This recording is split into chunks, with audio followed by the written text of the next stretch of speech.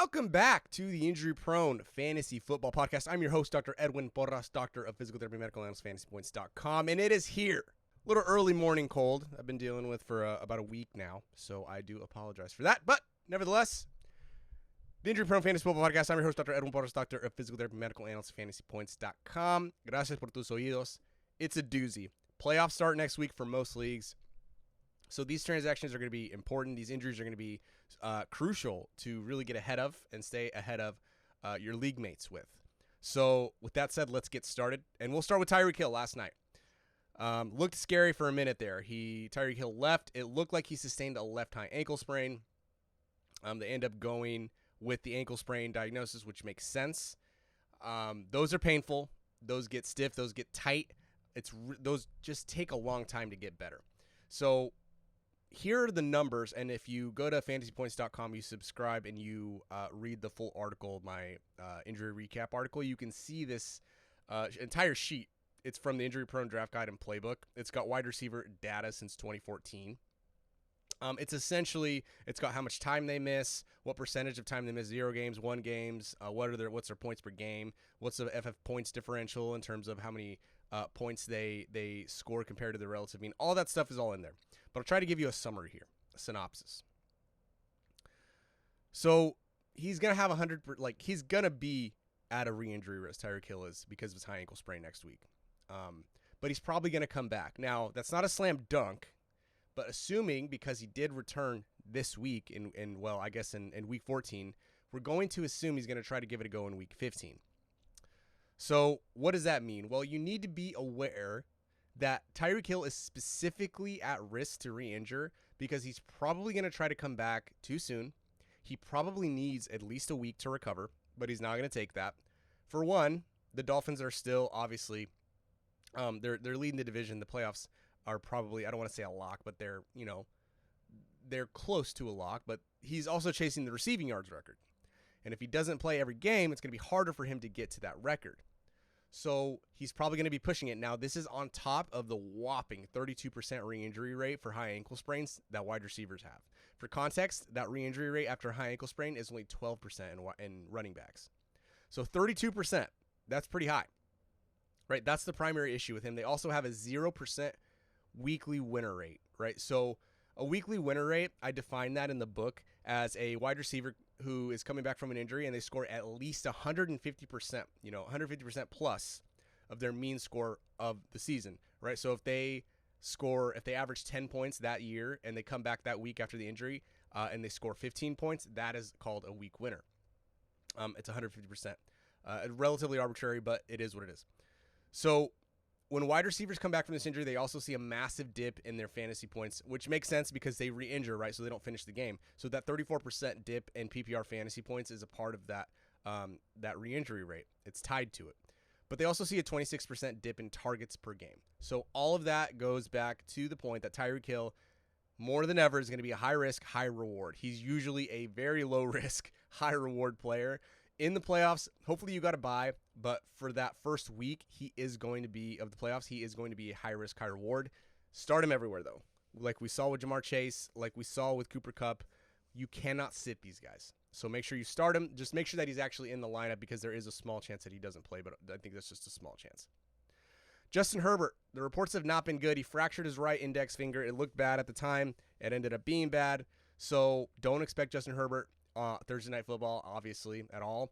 And if anything, if you really are crunching for waivers this week for whatever reason, and you don't have anybody else to drop, you have a short bench, whatever, you can probably just drop Justin Herbert in single quarterback leagues.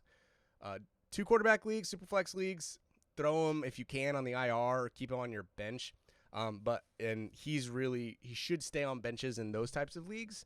But most other leagues, single quarterback leagues especially, you can probably just dump Justin Herbert. He may be done for the year. And sources from reporters, all the reporters are basically corroborating that. We might not see Justin Herbert, and man, what a disaster of a year it's been for the Chargers. Justin Jefferson, man, I can't believe it took me 3 players to finally get to Justin Jefferson. Took a crushing blow to his ribs. Like we saw with Derek Carr, going to the hospital doesn't always end up being a worst case scenario, and sure enough, he doesn't have any structural damage, no ribs issues. But I can tell you right now, Justin Jefferson is having a hard time breathing right now. He's having a hard time rotating. He's bruised up, I'm sure. This is not a pleasant injury to deal with. There's a 6-day turnaround. I don't know how much mobility really. I don't know what words I'm using here. I don't know how he's going to get back to even close to 100% to be able to play, given the severity of the injury. But if he plays, just know there's an 18% dip in yak and a 16% re-injury rate. So similar to Tyreek Hill, if Justin Jefferson does go in week 15, you're probably, I don't want to jinx it. He's Justin Jefferson. You're starting him, but you're probably not going to get a ceiling game out of him. Next up on the list here of the wide receivers is Nico Collins, calf injury. I wouldn't expect him to be playing in week 15. Week 16 is also a little dicey. These calf injuries, they have a really high re-injury rate like we just saw. This is something he's been dealing with before. I know Joe Burrow had a re-injury, but Joe Burrow plays quarterback. Nico Collins plays wide receiver. Don't drop Nico Collins. I'm not saying he's a drop candidate yet, but I would be shocked if he's back in the next week, and I would still be surprised if he's back the week after that, but keep him on your bench for now.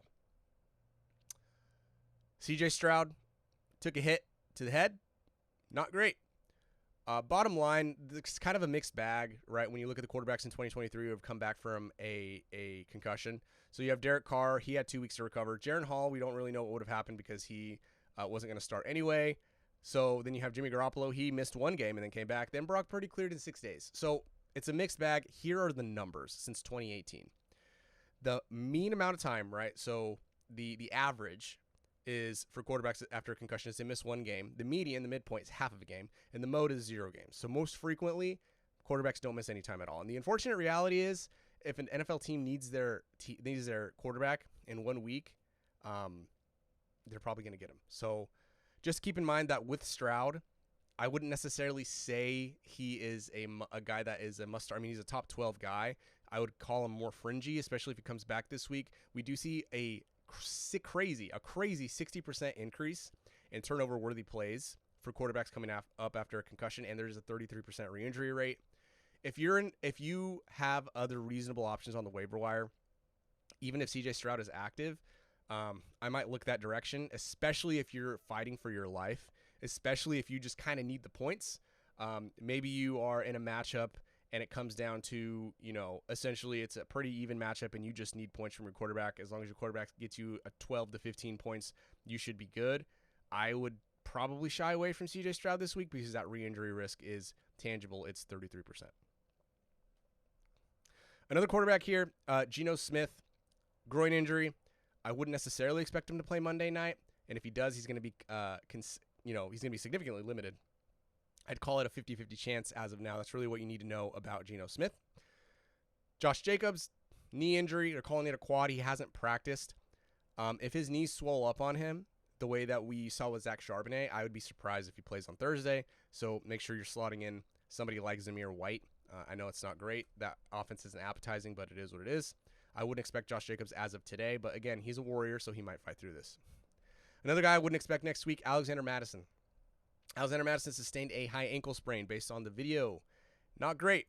Not great for Alexander Mattison. He's had this exact type of injury before. He ended up missing, I think it was 2 weeks. So it is Ty Chandler season for you gamers out there. Go get Ty Chandler. I do think that he can provide some sort of spark to that offense, some sort of explosiveness. He's got the juice.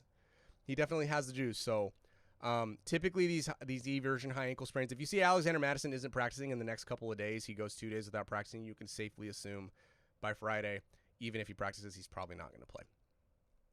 It's the playoffs, baby. Let's get it.